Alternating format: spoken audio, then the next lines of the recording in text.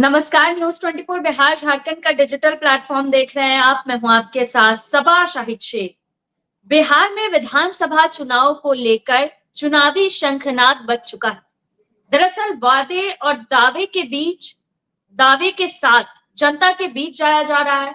इन सब का फायदा कितना होगा, क्योंकि सभी राजनीतिक दल अब जनता के बीच जाने में लगे हुए हैं। रोड शो हो रही है, रैलियां हो रही है, जनता के बीच जाया जा रहा है, उनके मुद्दे पर बात हो रही है और तमाम तरह की योजनाओं की भी बात हो रही है। एक तरफ महागठबंधन है जो कि नए नए वादे और दावे कर रहा है, जनता के बीच जा रहे हैं, लेकिन वही दूसरी तरफ एनडीए जो कि अपने 20 साल के कार्यकाल को लेकर जनता के बीच जाने वाले हैं। हालांकि इन सब के बीच अगर बात की जाए महिला वोटर्स की, जिन्हें साइलेंट वोटर्स भी कहा जाता है और जो कि बहुत अहम भूमिका निभाती है, तो इस बार के चुनाव में उनका रुख किधर होने वाला है, चलिए इन्हीं तमाम बातों पर आज विस्तार से चर्चा करेंगे। चर्चा के लिए हमारे साथ एक खास पैनल भी मौजूद है, तो उनका स्वागत करते हैं। हमारे साथ मौजूद है प्रीति शेखर जी, प्रवक्ता बीजेपी, रामपुकार सिन्हा जी, प्रवक्ता आरएलएम, अरुण यादव जी, प्रवक्ता आरजेडी, अनुकृति जी, प्रवक्ता जन स्वराज पार्टी। आप सभी का बहुत बहुत स्वागत है। सबसे पहले मैं रामपुकार सिन्हा जी का रुख करना चाहूंगी। रामपुकार सिन्हा जी, जिस तरह से तमाम तरह के वादे और दावे हो रहे हैं, तो एनडीए जो है इस बार महिलाओं के बीच क्या ऐसा खास करने वाले आप लोग, किन मुद्दों के तहत आप लोग महिलाओं के बीच जाने वाले हैं जो कि बहुत अहम भूमिका निभाती है? सभा जी, लोकनायक जयप्रकाश नारायण जी ने संपूर्ण क्रांति आंदोलन के दौरान उन्होंने कहा था कि संपूर्ण क्रांति अब नारा है, भावी इतिहास हमारा है, नारी के सहयोग बिना हर बदलाव अधूरा है। नारी के बिना कोई क्रांति होती ही नहीं है। और जहां तक बिहार में महिलाओं का जो मत का रुझान है, वो तो विगत 2-3 चुनाव से बिहार की जनता ने देख लिया है। महिला लोगों ने पूरी मुस्तैदी के साथ बिहार में शराबबंदी करने वाले नेताओं के साथ है। महिलाओं का मान सम्मान अगर एनडीए गठबंधन की सरकार में हुआ है तो महिला चुपचाप जाती है और एनडीए गठबंधन की सरकार को वोट डाल देती है। नीतीश कुमार जी ने बिहार में शराबबंदी की है। इस शराबबंदी के पक्षधर में बिहार की तमाम महिलाएं हैं। कम से कम उनका घर तो उजड़ने से बच गया ना। बिहार में शराबबंदी को लेकर महिलाएं ज्यादा अवेयरनेस में है, बहुत जागरूकता में। जब मानव श्रृंखला बना था शराबबंदी के लेकर, तो उस दिनों सबसे ज्यादा महिलाएं सड़कों पर उतरी थी। तो बिहार में जो महिला वोटर है वो पूरी तरह से एनडीए गठबंधन में और खासकर बिहार के मुखिया आदरणीय नीतीश कुमार जी के प्रति बहुत समर्पित भावना से वो मत देती है। आज हम लोग एनडीए में हैं, हमारी पार्टी राष्ट्रीय लोक मोर्चा, हमारे नेता आदरणीय उपेंद्र कुशवाहा जी एनडीए गठबंधन में हैं और महिलाएं लोग पूरी मुस्तैदी के साथ एनडीए गठबंधन को पुनः वापस लाने के लिए पूरी तरह से गुलबंद है। और महिलाओं को देखिए, देश में यशस्वी प्रधानमंत्री आदरणीय नरेंद्र भाई मोदी जी ने महिलाओं को कम से कम चूल्हा फूंकने से तो बंद कर दिया ना। उज्ज्वला गैस योजना के तहत प्रत्येक घर में गैस सिलेंडर देकर, चूल्हा देकर महिलाओं के मान सम्मान और महिलाओं के आत्मरक्षा हेतु महिलाओं को गैस से खाना बनाने के लिए उन्होंने योजना लाया। ताराबंदी हुआ तो महिलाओं को सबसे ज्यादा फायदा हुई। आज बचिया प्रत्येक विद्यालय में एकदम सवेरे साइकिल उठाकर चली जाती है पढ़ने। शिक्षा का जागरूकता हुआ तो महिलाएं सबसे ज्यादा इसका प्रयोग की। महिलाएं बहुत आगे बढ़ चढ़ कर आई, तो इसलिए बिहार में तमाम महिलाएं पूरी तरह से एनडीए गठबंधन के साथ है। और एक तरह से हम इतना जरूर कर सकते हैं कि महिलाओं के लिए हमारी सरकार, बिहार की एनडीए सरकार, इसमें सभी नेता हमारे आदरणीय मुख्यमंत्री नीतीश कुमार जी के नेतृत्व में बिहार में सरकार चल रही है, जिसमें हमारे नेता आदरणीय उपेंद्र कुशवाहा जी है, चिराग पासवान जी है, जीतन राम मांझी जी है, भारतीय जनता पार्टी के दोनों उप मुख्यमंत्री हैं, सभी लोग हैं और हम लोग महिलाओं के सशक्तिकरण के लिए हमेशा संकल्पित है। सवाल जी, ठीक है रामपुकार सिन्हा जी, फिर आप रुख करेंगे। सीधे रुख करना चाहूंगी अनुकृति जी का, क्योंकि शायद अनुकृति जी कुछ कहना चाह रही हैं सब पे। जिस तरह से रामपुकार सिन्हा जी कह रहे थे तो आप मुस्कुरा रही थी अनुकृति जी। सबा, आपकी आवाज मुझे थोड़ी कम आ रही है, लेकिन रामपुकार जी की मैंने पूरी बात सुनी और मैं थोड़ा इनकी तरफ मुखातिब होकर और बिहार की महिलाओं की तरफ स्पेशली मुखातिब होकर कुछ बोलना चाहूंगी। बिल्कुल इन्होंने बिल्कुल बड़े अच्छे आंकड़े गिनाए, जी बहुत अच्छे इन्होंने थ्योरी वाली बहुत सारी बातें की हैं, लेकिन मेरा बस एक सवाल है कि अगर इतना सब कुछ अच्छा हो गया है, अगर महिलाओं का इतना सशक्तिकरण हो गया है, तो ह्यूमन डेवलपमेंट इंडेक्स पे अभी तक हम 36वें पायदान पे क्यों हैं? हम 36 यूनियन टेरिटरीज एंड स्टेट में अभी तक नंबर 36 पे ही अटके हुए हैं। अगर महिलाओं का सशक्तिकरण हो गया होता, अगर शिक्षा, स्वास्थ्य और सारी चीजें बहुत ही बढ़िया तरीके से चल रही होती, तो ये बात जो इतनी सारी ये कह रहे हैं कि ये हो गया है और लोग चूल्हा नहीं फूक रहे हैं और बच्चियां स्कूल जा रही हैं साइकिल पे चलकर और यूनिफॉर्म पहन के, तो फिर हमारे विकास के मापदंड कुछ और कह रहे होते। सरकारी आंकड़ों को गिनाने से कोई फायदा है नहीं। और दूसरा जो मुद्दा इन्होंने शराबबंदी का उठाया, शराबबंदी कौन सी बंद हुई है? मैं पटना में रहती हूँ, हम लोग आज भी 7:30-8 बजे के बाद शाम को घर से अकेले निकलने में आज भी डर रहे हैं। मेरे जैसी महिला भी डर रही है, क्योंकि सूखा नशा इतना ज्यादा फैल गया है। हर गली नुक्कड़ पे सूखा नशा करके लड़के जो है वो बदमाशी कर रहे हैं। अभी भी गोल्ड की चेनें और सिल्वर की चेनें वापस से छिनने लगी हैं। अभी भी मोबाइल छिन रहे। मोबाइल छोड़िए, जो गमलों के प्लांटर्स होते हैं ना लोहे के, वो बच्चे उठा के ले जाते हैं कि रद्दी वाले के पास 40 रुपए मिल जाएगा तो कुछ खरीद लेंगे सूखा नशा उससे। कोई सूखा नशा बंद नहीं हुआ है, कोई सेफ्टी बहुत ज्यादा ये नहीं हुई है। दूसरी बात, वो 30,000 करोड़ रुपए जो सरकारी एक्सचेकर में जाने चाहिए थे, वो प्राइवेट पॉकेट में जा रहे हैं। और महिलाएं अब इस बात को समझ गई हैं। किसी का घर, इनफैक्ट मेरे घर में ही 4 महिलाएं अभी आज सुबह आई हुई थी, जिन्होंने बोला है कि पहले पति शराब पीता था तो हफ्ता में एक बार, अभी तो दिन भर गांजा और चरस करते रहता है, हम लोग बिल्कुल बर्बाद हो चुके हैं। ये आज मुझे सुबह शराबबंदी को लेकर अनुकृति जी आप लोगों का क्या तो स्टैंड ये है? जो बातें है ना कि घर बच गया है, अनुकृति जी बीच में रोकना चाहूंगी आपको। मनोरक कहानियां है, अनुकृति जी, क्योंकि वास्तविकता पटना की कुछ अनुकृति और, जी आवाज बिहार आ की रही है रादर आपको? कुछ और कह रही है। और इम्पोर्टेंट, अनुकृति जी बीच में रोकना चाहूंगी आपको, मेरा सवाल है आपसे, शराबबंदी को लेकर के जन सुराज पार्टी का क्या स्टैंड है? अनुकृति जी, शराबबंदी को लेकर जन सुराज पार्टी का क्या स्टैंड है? जी, आपने अभी शराबबंदी की बात कही, शराबबंदी को लेकर जन सुराज पार्टी का क्या स्टैंड है? क्या चाहते हैं आप लोग? आपकी आवाज बहुत चलिए ठीक है अनुकृति जी, फिर आप पार्टी का शराबबंदी को लेकर स्टैंड वही है जो किसी भी अच्छे, जी बोलिए। जन सुराज पार्टी पहले तो महिलाओं को एजुकेट कर रही है, हर जगह हर डिस्ट्रिक्ट में जाके, इनफैक्ट 243 विधानसभाओं में जाकर अब एजुकेट कर रहे हैं कि शराबबंदी की असलियत क्या है। पहले तो हम देखिए, इसका जो स्टैंड है ना, ये हाँ या ना में नहीं है। स्टैंड जो है बहुत सब्सटैंशियल तरीके से हम ले रहे हैं। हम पहले बता रहे हैं कि शराबबंदी की असलियत क्या है। शराबबंदी नाम के वास्ते हुई है, असली में नहीं हुई है।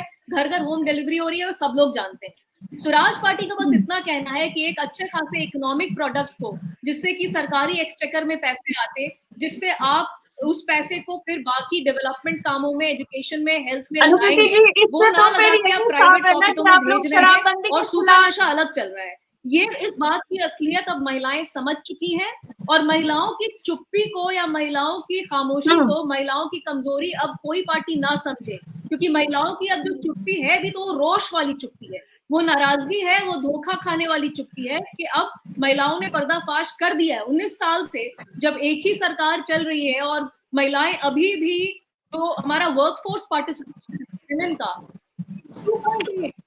चलिए ठीक है अनुकृति जी, कुछ टेक्निकल इशू है, आप एक बार फिर से ज्वाइन कर लीजिए, एक बार आप रिज्वाइन हो जाइए। टेक्निकल इशू है, आपकी आवाज नहीं मिल रही है हमें। तब तक सीधे रुख करना चाहूंगी अरुण कुमार जी का। अरुण जी, जिस तरह से महिलाओं के लिए आप लोग योजना ला रहे हैं, आपके नेता ने कहा गया सरकार बनी तो माई बहन योजना के तहत महिलाओं के लिए काम किया जाएगा, वृद्धा पेंशन भी आप लोग बनवा रहे हैं, 200 यूनिट बिजली भी फ्री मिलेगी, और क्या कुछ करने वाले हैं आप लोग? क्यों लगता है कि जनता 20 साल के कार्यकाल को छोड़कर, जो 20 सालों में किया गया महिलाओं के लिए, वो छोड़कर महिलाएं अब आपका रुख करेगी? ऐसा क्यों?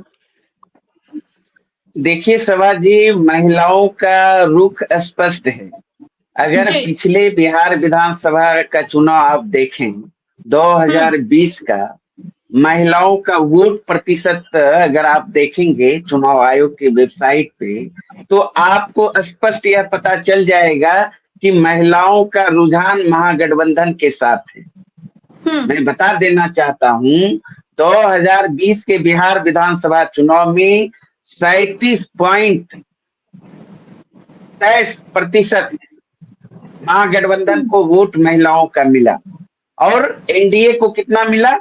37.28, मतलब 0.03% ज्यादा, है ना? तो आप समझ जी सकते हैं 2000 में 20 का बात कर रहा हूं। और आपने अभी कहा कि शराबबंदी कानून लाया गया। कानून तो ये प्रण राष्ट्रीय जनता दल का था और हमारे नेता तेजस्वी यादव जी का। और जब एनडीए की सरकार बिहार में 2005 में बनी, तो 2005 से लेकर 2015 तक अगर आप देखेंगी तो 2 गुना शराब की दुकान एनडीए सरकार ने खोलने का काम किया, कुकर मुत्ते की तरह, गांव गांव तक, स्कूल के बगल में, मंदिर के बगल में। तो राष्ट्रीय जनता दल का नारा था और हम लोगों ने आंदोलन चलाया, मंत्रालय नहीं पुस्तकालय चाहिए, शराब नहीं किताब चाहिए।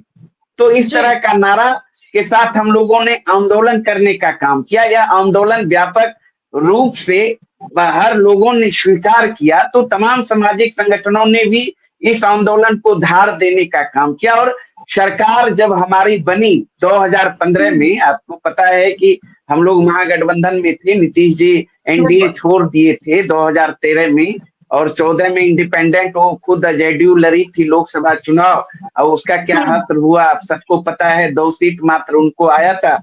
फिर महागठबंधन के साथ वो आ गए। 2015 का चुनाव हम लोग साथ मिलकर लड़े और आपने देखा एनडीए को धूल चटाने का काम किया।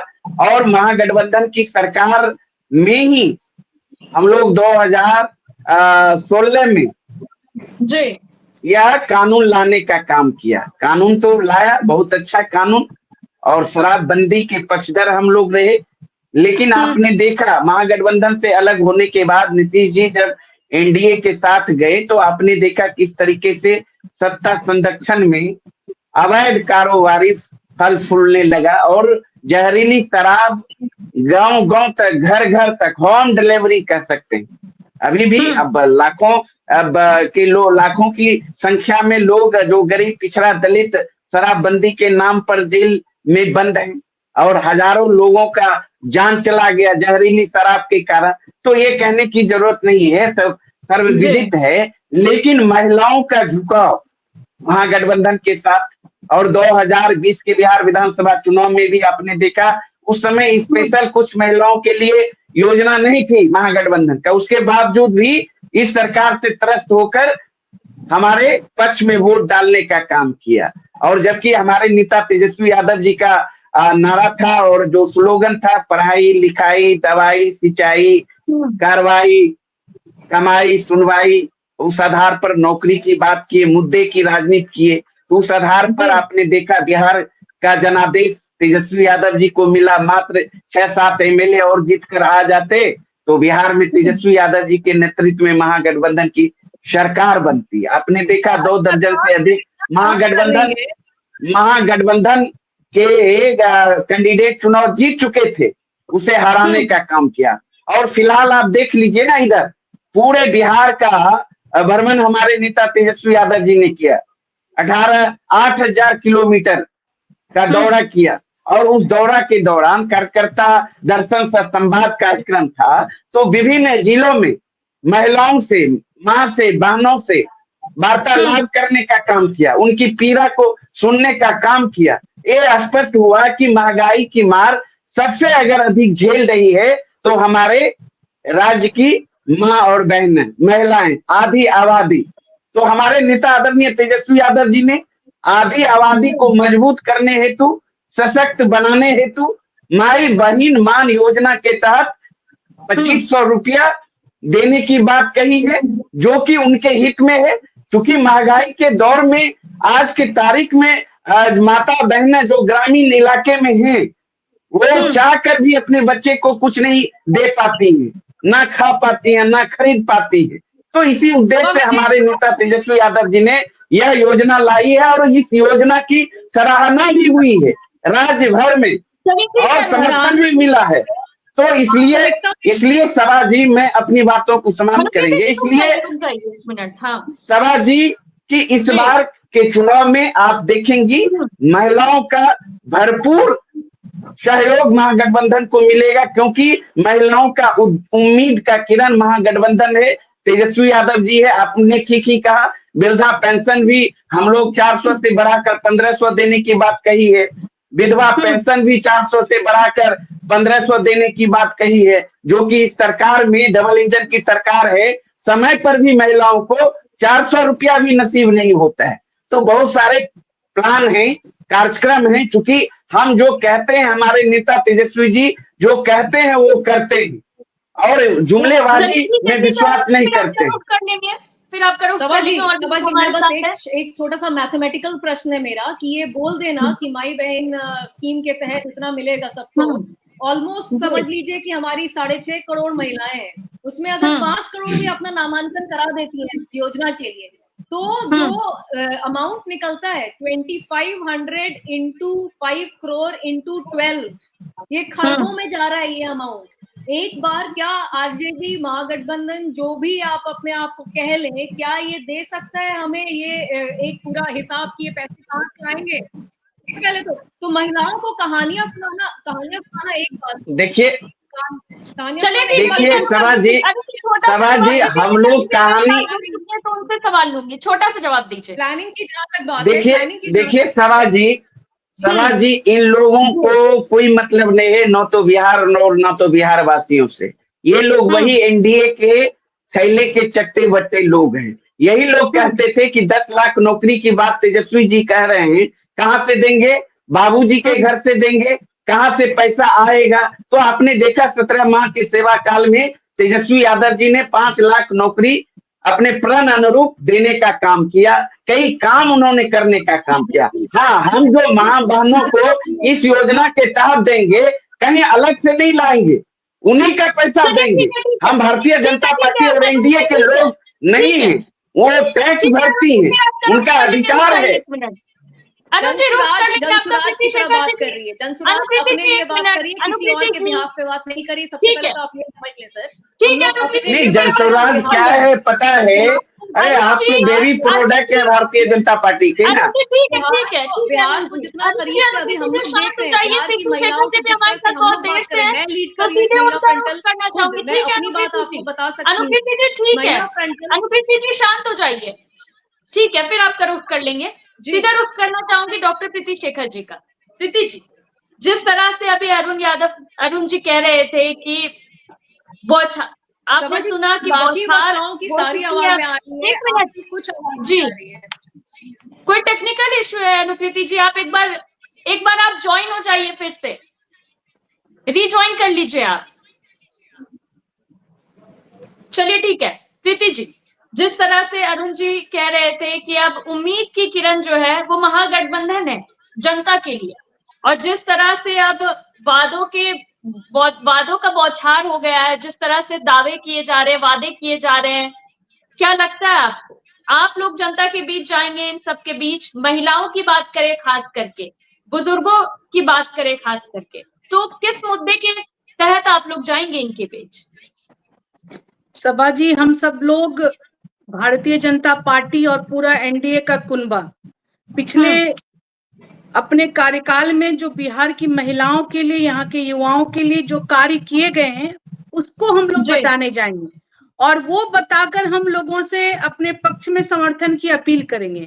और जैसा कि ट्रेंड रहा है अभी तक का बिहार का, जब भी चुनाव हुआ है तो हर विधानसभा चुनाव में, चाहे विधानसभा हो चाहे लोकसभा चुनाव हो, बिहार की महिलाएं एनडीए को चुनती हैं, बिहार की महिलाएं एनडीए को भरपूर आशीर्वाद देती हैं और उसी का फलाफल है कि हम लोग लगातार हर चुनाव में हम लोग जीत हासिल कर रहे हैं, अपनी सरकार बना रहे हैं, चाहे वो केंद्र में हो चाहे हमारे बिहार राज्य में हो। और मुद्दा क्या होगा? तो मुद्दा देखिए, हम भारतीय जनता पार्टी हो, जदयू हो, हमारा पूरा एनडीए का गठबंधन हो, हम लोग कोई वादे नहीं करते, सिर्फ हम लोग अपने इरादे को लेकर आते हैं और उसको साबित करते हैं कि हम जो चाहते हैं, जो हमारी महिलाएं चाहती हैं, उसको हम लोग धरातल पर उतारने का काम करते हैं। मैं सिर्फ कुछ चीजों को मैं गिनाना चाहूंगी। जी 2005 से पहले और 2005 के बाद को जब आप कॉम्परेटिव स्टडी करेंगे तो आप पाएंगे कि बिहार में महिलाओं की स्थिति कितनी बेहतर हुई है। पहले महिलाओं के लिए, लड़कियों की मैं बात करती हूँ, पहले जो है मृत्यु दर लड़कियों का बहुत ज्यादा था, उसमें मतलब कमी आई है। जो अस्पतालों में जो महिलाओं जो प्रसव का जो दर था, वो सुरक्षित प्रसव दर, उसमें भी अब बढ़ोतरी हुई है। सुरक्षित प्रसव के माध्यम से जो बच्चे जन्म ले रहे हैं, जो यानी कि महिलाओं को सुरक्षा और उसके लिए चिकित्सा सुविधा प्रदान की जा रही है। और जन्म के बाद से ही, जन्म के साथ से ही लड़कियों के भविष्य को बनाने के लिए सरकार की तरफ से तमाम तरीके की योजनाएं हैं। अब जब उनको उनकी माता को भी जन्म के बाद पैसे मिलते हैं अस्पताल में, जब वो बच्ची बड़ी होती है, जब वो विद्यालय जाती है, तो विद्यालय में भी उनको पोशाक मिलता है, भोजन मिलता है। जब लड़कियां बड़ी होती हैं तो उनको स्कूल जाने के लिए उनको साइकिल मिलता है, उनको प्रोत्साहन राशि मिलती है। फर्स्ट डिवीजन से पास करने वाली लड़कियों को मैट्रिक में, इंटर में, ग्रेजुएशन में छात्रवृत्ति मिलती है। जब लड़कियां विवाह के योग्य हो जाएं तो उन्हें कन्या विवाह योजना के माध्यम से उनकी आर्थिक सहायता की जाती है। हायर जो स्टडीज करती हैं, अनेक संस्थानों में उन्हें आरक्षण का लाभ दिया जाता है। अगर नौकरी में जाना चाहें तो 35%, बिहार में हर सरकारी नौकरी में 35% आरक्षण का लाभ महिलाओं को मिलता है। और यही नहीं, आप देखिए कि बिहार में अब महिलाएं अलग से, जो एक सिपाही का जो कैडर होता था वो अलग से महिलाओं के लिए बनाए, तो ये पहले कहाँ हुआ करता था। अब मैं बात करती हूँ बजट की। बिहार में पहली बार एनडीए की सरकार में ही बताया गया बजट के माध्यम से कि महिलाओं के लिए कितना बजट है, यानी कि जेंडर बजट जो है। पूर्व उप मुख्यमंत्री स्वर्गीय श्रद्धेय सुशील कुमार मोदी जी जब बिहार के उप मुख्यमंत्री हुआ करते थे तो उन्होंने जेंडर बजट के माध्यम से बताया कि हर डिपार्टमेंट में महिलाओं के लिए क्या है। तो इतनी सारी बातें। और देखिए, सिर्फ यहीं तक नहीं, मतलब उनके सशक्तिकरण के लिए बिहार सरकार ने नीतीश जी के नेतृत्व में क्या किया, वो पूरा देश, पूरी दुनिया जान रही है कि आज महिलाएं सशक्त रूप से पंचायती चुनाव में या नगर निकाय के चुनाव में यदि आगे बढ़कर काम कर रही हैं तो वो एनडीए सरकार की देन है।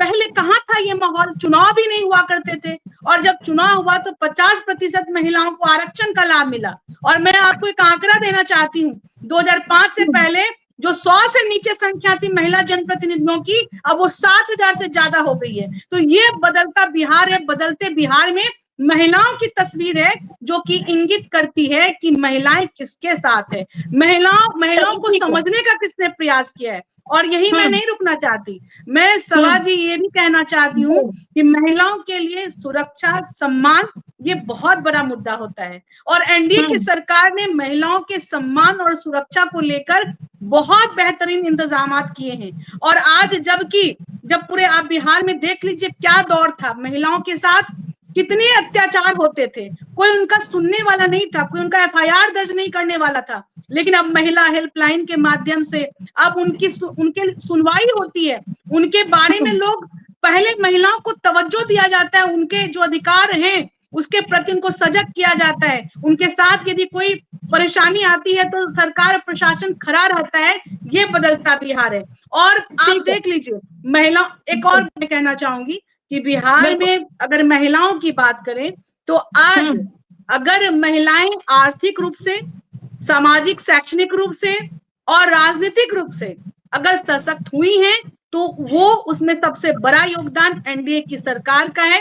माननीय मुख्यमंत्री नीतीश जी के नेतृत्व में जीविका के माध्यम से लाखों लाख बहनें आज आत्मनिर्भर हुई हैं। वो छोटी से छोटी चीजों के लिए परिवार के लोगों को नहीं करती, अपना रोजगार करती हैं। महिला उद्यमी योजना के माध्यम से महिलाओं को 10 लाख का लोन दिया गया, 5 लाख की सब्सिडी दी गई और आज वो अपने अलग अलग जगह में छोटे छोटे उद्योग लगा रही हैं और अपने परिवार का पालन पोषण कर रही हैं। ये बदलता बिहार है। जिसकी तस्वीर विपक्षियों को नहीं दिखाई पड़ेगा, लेकिन वो तस्वीर महिलाओं को दिखाई पड़ रहा है और बिहार की तकदीर महिलाओं के हाथ में है और महिलाओं का जो भाव है वो एनडीए के पक्ष में है। इसमें कोई दो राय नहीं सभा जी। इसमें मैं पूरे 100% मैं कह सकती हूँ कि आगामी विधानसभा चुनाव में महिलाओं का वोट एनडीए की तरफ बढ़ेगा जी। चलिए ठीक है प्रीति जी, सीधा रुख करना चाहूंगी अनुकृति जी का। अनुकृति जी, जब बात महिलाओं की हो रही है तो सवाल आपसे ही लूंगी। जिस तरह से अभी प्रीति जी ने एक लंबी फहरिस्त गिना दी है, हम सबके सामने रख दी है, फिर क्यों आप लोग सवाल उठा रहे हैं? क्या परेशानी है फिर? जी परेशानी बिहार की महिलाओं को है, हम सबको बिहार की महिलाओं के लिए ही परेशानी। सवाल है वो हम अपने पर्सनल गेन्स के लिए नहीं उठा रहे हैं। अगर इतना सब कुछ हो चुका है, आज हमारा सेक्स रेशियो, जेंडर रेशियो जो है 916:1000, आज भी जो कि नेशनल एवरेज से बहुत कम है। नेशनल एवरेज भी हमारा काफी बेकार है, 940:1000। तो 916 अगर औरतें जन्म 1000 मर्दों पर, इसका मतलब क्या होता है? इसका मतलब ये होता है कि maternal mortality rate, infant mortality rate, female infanticide, ये सारी चीजें अभी भी बरकरार हैं हमारे बिहार में। और दूसरा, हमारी फीमेल लिटरेसी 50% से कम है, अभी भी 50% से भी कम है, जिसमें मैं बात ग्रेजुएशन और मैट्रिकुलेशन की नहीं कर रही हूँ। सिर्फ जिसको देने आता है वो मैक्सिमम औरतें हैं यहाँ पे, और सारे मैक्सिमम पिछले जिनकी ये बात कर रही है कि जिनको ये सहूलियत मिली है साइकिल की और यूनिफॉर्म की और खिचड़ी की, आपको पता है आज के डेट में हम लोग चलते हैं गाड़ी में और बस 3 जगह घूम लेते हैं बिहार का, चारों मित्र की तरह चलते हैं और बिहारियों की तरह चलते हैं। ठीक है, अलग अलग पार्टी की तरह नहीं जाते हैं। बिहार को अगर प्यार करते हैं तो आप भी चलिएगा सभा जी, चलिए हम लोग 5 चलते हैं गाड़ी में, और डिस्ट्रिक्ट लेवल पे, तालुका लेवल पे, ब्लॉक लेवल पे, वार्ड लेवल पे मालूम चल जाएगा कि ये जो सारी चीजें ये वास्तविकता में हो रही है कि नहीं। देखिए सिंपल बात है, अगर हो रही होती तो हमारा आंकड़ा जो बाहर की जो इंडिपेंडेंट बॉडीज करती है स्टडी, सरकार के आंकड़ों की बात नहीं कर रही हूँ मैं, इंडिपेंडेंट जो बॉडी स्टडी करती है उसमें हम होते हैं ना। ह्यूमन डेवलपमेंट इंडेक्स में हम 36वें नहीं होते। हमारी जो वर्कफोर्स है, विमेन का पार्टिसिपेशन 2.18% है। 2.18% ही सिर्फ विमेन है हमारे वर्कफोर्स में। इसका मतलब क्या हुआ? महिलाओं की बात की जाए तो किस तरह का सुधार चाहते हैं आप लोग? जन स्वराज पार्टी का क्या स्टैंड है? किन मुद्दों के तहत आप लोग महिलाओं के बीच में जाएंगे? स्लोगन में ही, वो तो चलिए हम स्लोगन की बात करना नहीं चाहेंगे क्योंकि स्लोगन तो सब लोग लगातार अपना बोल ही रहे हैं। हम लोग सब्सटेंस की बात करते हैं सीधा। आज के डेट में वोटर्स को घर घर जाके, तालुका जाके कोई एजुकेट कर रहा है तो वो जन स्वराज पार्टी कह रही है कि पलायन जो हो रहा है उसका सीधा असर आप पे पड़ रहा है। महिलाओं से कह रहा है अपने बच्चों को देखकर वोट दो, अपने पति को रोकने के लिए वोट दो। चाहे पलायन का मुद्दा तो महागठबंधन भी लगातार उठा रही है, फिर आप लोगों पे क्यों भरोसा करे जनता? पलायन का मुद्दा पलायन का मुद्दा उठा रही है, नौकरी का मुद्दा उठा रही है जो आप लोग उठा रहे हैं। शराबबंदी नीति को आप लोग फेल बता रहे हैं, वो लोग भी फेल बताते हैं। तो और हकीकत क्या है ये सब जानते हैं। अंग्रेजी में कहा जी सभा, अंग्रेजी में imitation is the best form of flattery. Imitation is the best form of flattery. जब प्रशांत किशोर ने पिछले 2-2.5 साल में यात्रा पदयात्रा कर ये सब मुद्दे उठाने शुरू किए, तब जाके बाकी लोग सडनली ये बज़वर्ड्स हो गए बाकी पार्टियों के साथ भी। पलायन शब्द, बदलाव शब्द, शिक्षा के बारे में बातें, औरतों को डायरेक्टली एड्रेस करने, सब कोई पार्टी नहीं करती जब तक प्रशांत किशोर ने अपने भाषणों में उपयोग करना नहीं शुरू किया था। आज के डेट में 35 साल से कुल मिला के इनका राज हो चुका है। हम लोग का तो पूरा बचपन निकल गया, जवानी निकल गई, यही देखते देखते कि बिहार का उत्थान जो है नहीं हो रहा है। हम लोग आज भी उतना ही अनसेफ फील करते हैं जितना 90s में करते हैं। तो आज के डेट में जन स्वराज जब पहली बार आके एक तीसरा विकल्प बन के मुद्दों की राजनीति कर रही है तो सब लोग घबरा गए हैं और वही शब्द इस्तेमाल कर रहे हैं अचानक से। जब इतनी सब कुछ करना था तो पहले क्यों नहीं किया? पहले करते, हमारे डेटा, हमारे विकास के मापदंड ऊपर होते, हमको जरूरत ही नहीं पड़ती सरकार से सबूत दिखाने के। तो चलिए ठीक है अनुकृति जी, समय की कमी है। ठीक है अनुकृति जी, समय की कमी है। अरुण जी और राम पुकार सिन्हा जी भी हमारे साथ है, तो एक एक करके दोनों का रुख करना चाहूंगी। पहले रुख करूंगी अरुण कुमार जी का। अरुण जी, सुनने में तो आ रहा है कि जन स्वराज पार्टी के नेता की बातें सुनकर आप लोग ये सब मुद्दा उठा रहे हैं, वरना पहले आप लोगों को पलायन, नौकरी, इन सब से कोई मतलब नहीं था। जन स्वराज का जन्म पहले हुआ है कि राष्ट्रीय जनता दल पार्टी का निर्माण पहले हुआ है? ये तो जुम्मा 4 दिन हुआ है, अभी तो दूध का दांत भी नहीं टूटा है, एक भी चुनाव नहीं लड़े हैं, उपचुनाव में अपना उम्मीदवार उतारे थे, तो ये इन्हीं का हम कॉपी करने लगे। ये भारतीय जनता पार्टी के बेबी प्रोडक्ट। कल तक ये प्रोफेशनल व्यक्ति क्या किया करते थे उस पर मैं नहीं जाना चाहूंगा, वो हमारा एजेंडा इशू नहीं है। लेकिन अभी प्रीति जी बोल रही थी, भारतीय जनता पार्टी की प्रवक्ता, अरुण जी एक बात बताइए, अरुण जी बीच में रोकिए, एक बात बताइए, बार बार बीजेपी की बेबी प्रोडक्ट, बीजेपी की बी टीम, इस तरह के शब्द का क्यों इस्तेमाल करते हैं? अभी तो अनुकृति जी भी पलायन का मुद्दा ही उठा रही थी, रोजगार के बारे में ही बोल रही थी, शराब नीति को पहली बता रही थी। आपके इसमें तो सुन मिलाया जा रहा है ना।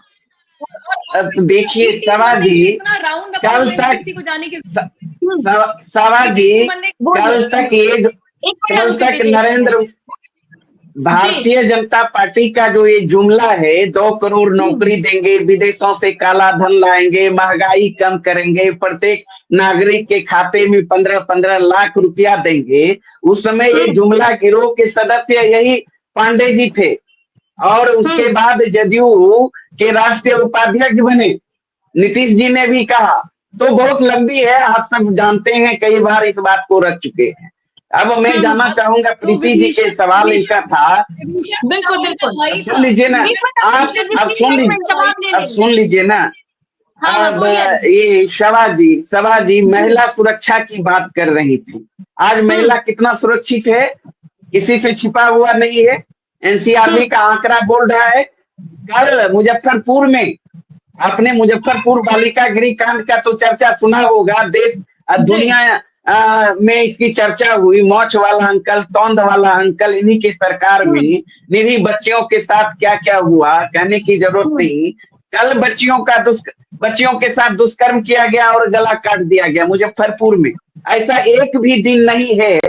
बेगूसराय में भारतीय जनता पार्टी के नेता के पुत्री घर में सोई हुई थी, उसके चेहरे पर तेजाब फेंक दिया गया।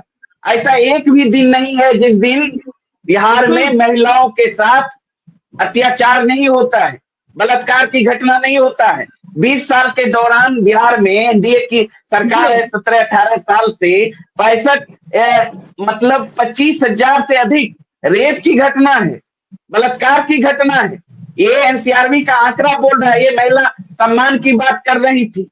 और हमारे सरकार में तो पहली बार आदरणीय राबड़ी देवी जी मुख्यमंत्री थी, और जो सरकारी संस्था में कार्यरत महिलाएं थी, उनके लिए मासिक धर्म के दौरान 2 दिन का अवकाश छुट्टी घोषित करने का काम किया, छुट्टी देने का उन्हें काम किया।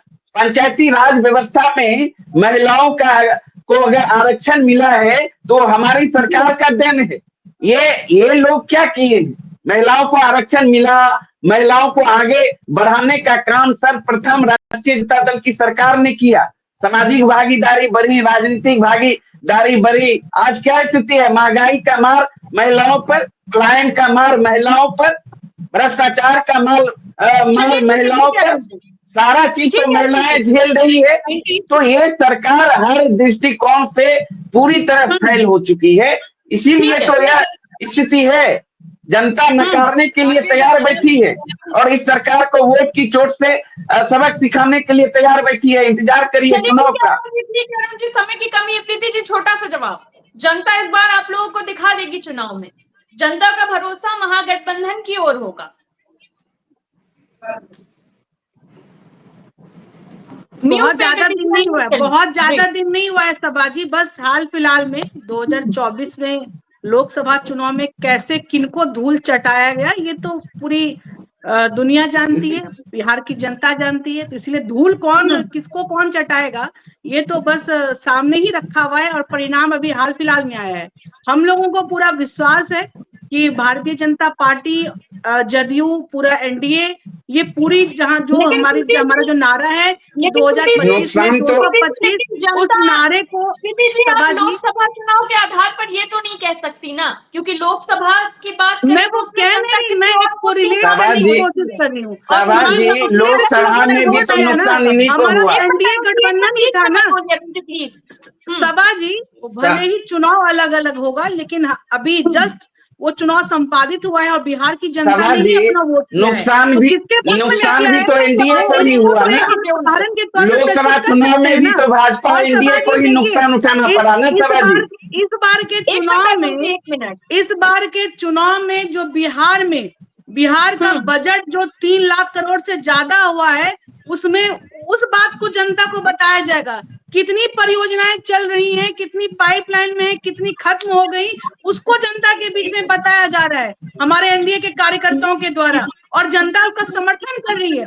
जनता इस बात पर भरोसा कर रही है कि एनडीए की सरकार रहने से हमारा विकास भी होता है, सम्मान भी होता है, महिलाओं का, युवाओं का, उद्यमियों का, हर वर्ग का सम्मान एनडीए की सरकार में होता है। इसलिए वो लोग खुलकर हमारे समर्थन में आ रहे हैं और हमें पूरा विश्वास है कि 2025 में 225 के नारे को हम लोग साकार करेंगे। ठीक है प्रीति जी। जी अनुकृति जी,